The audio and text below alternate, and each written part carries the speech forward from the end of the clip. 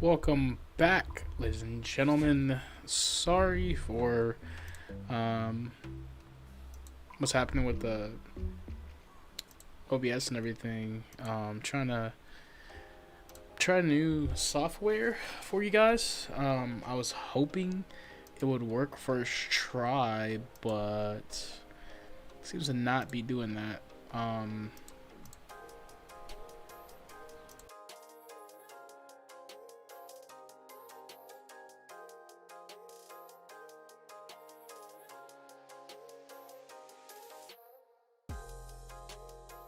It didn't, have this problem. Um, we're having that problem on OBS, so we switched over back to Streamlabs just because OBS was having those issues. So we switched back to Streamlabs, and I was hoping not to have these issues, but we kind of do. So I apologize for the VOD if you're watching. But we're gonna have some issues here. For some reason, my box on Streamlabs is very small. I don't know why it's so small. I cannot fix or anything. So for instance, I want to show you guys the what is it? The LAG, not LAG. Oh my goodness, CDL things. You see how it's so small? I can't fix it on my side. I don't know why I can't fix it. I've been trying to fix it, but it won't let me. So all I can do is I can't even move it or drag it anywhere. So it's just stuck. So yeah.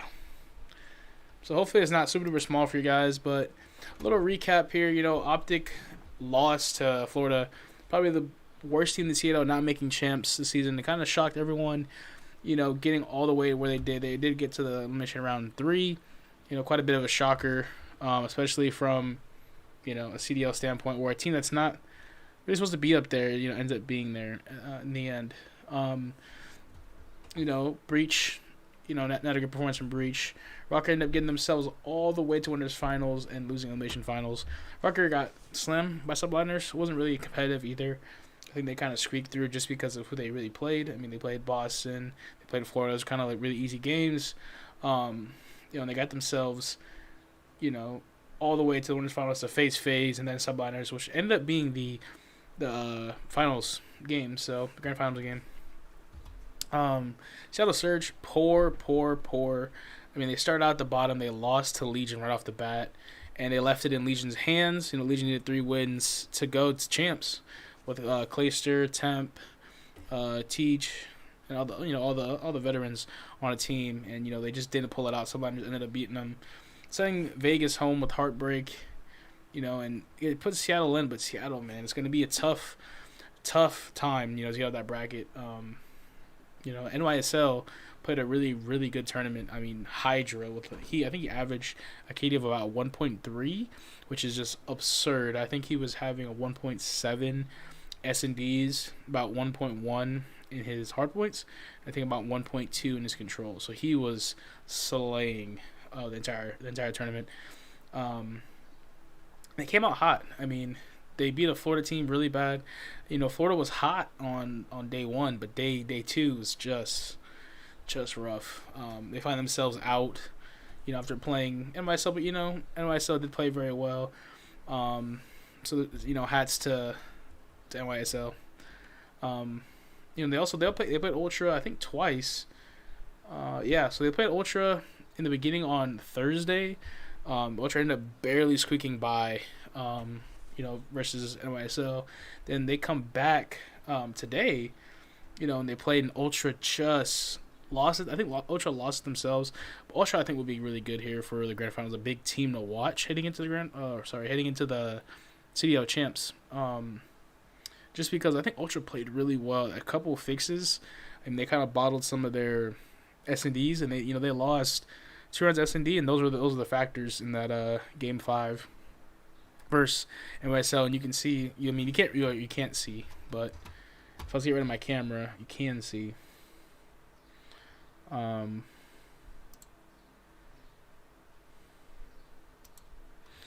So basically, NYSL elimination round 4 right here.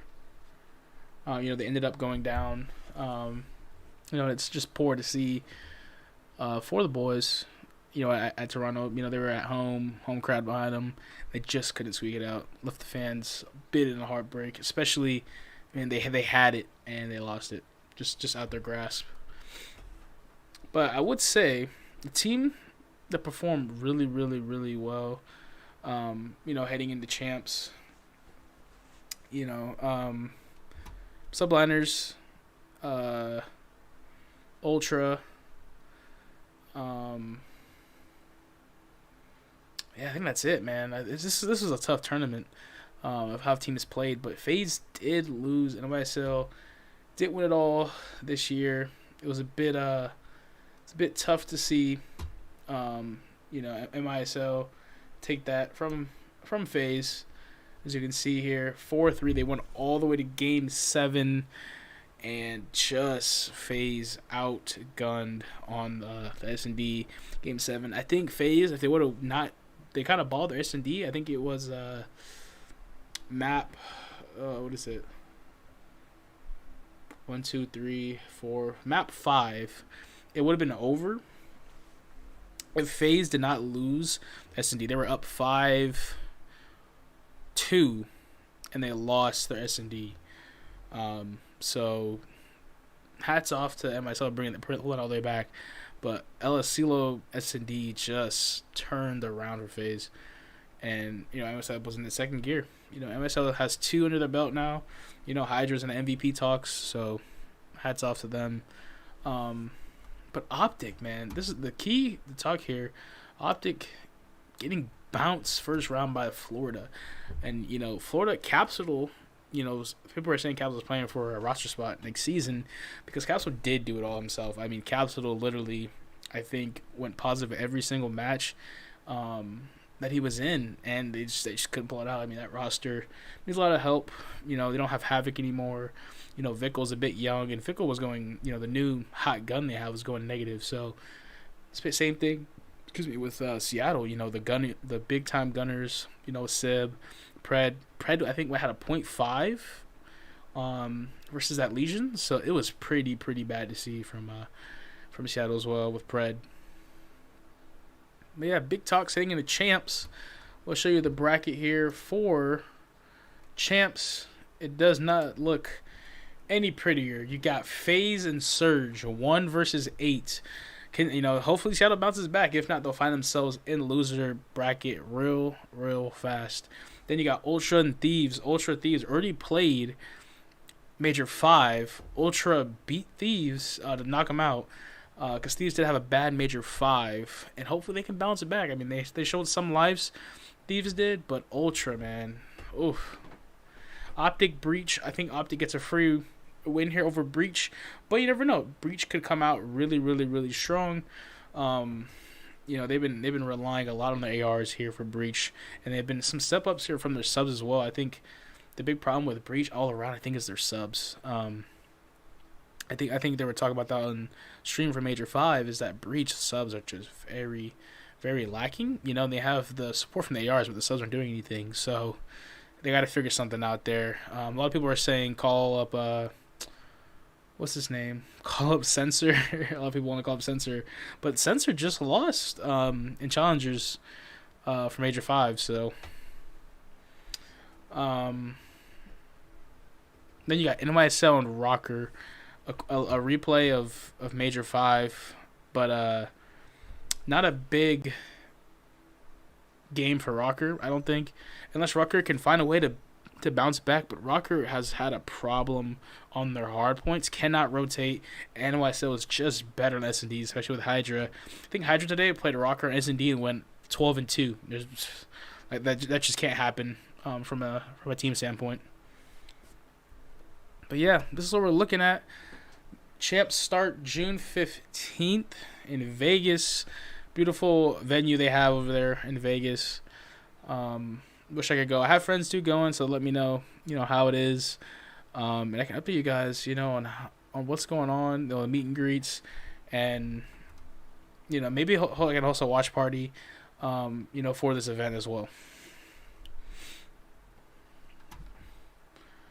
But that's most of the major news when it comes to the CDL. Um, the main, thing I'm gonna focus on is Overwatch 2. Tim the Tap Man, if you guys don't watch him, has brought up, that Overwatch scrapped their PVE and it kind of scrapped their entire idea of Overwatch 2.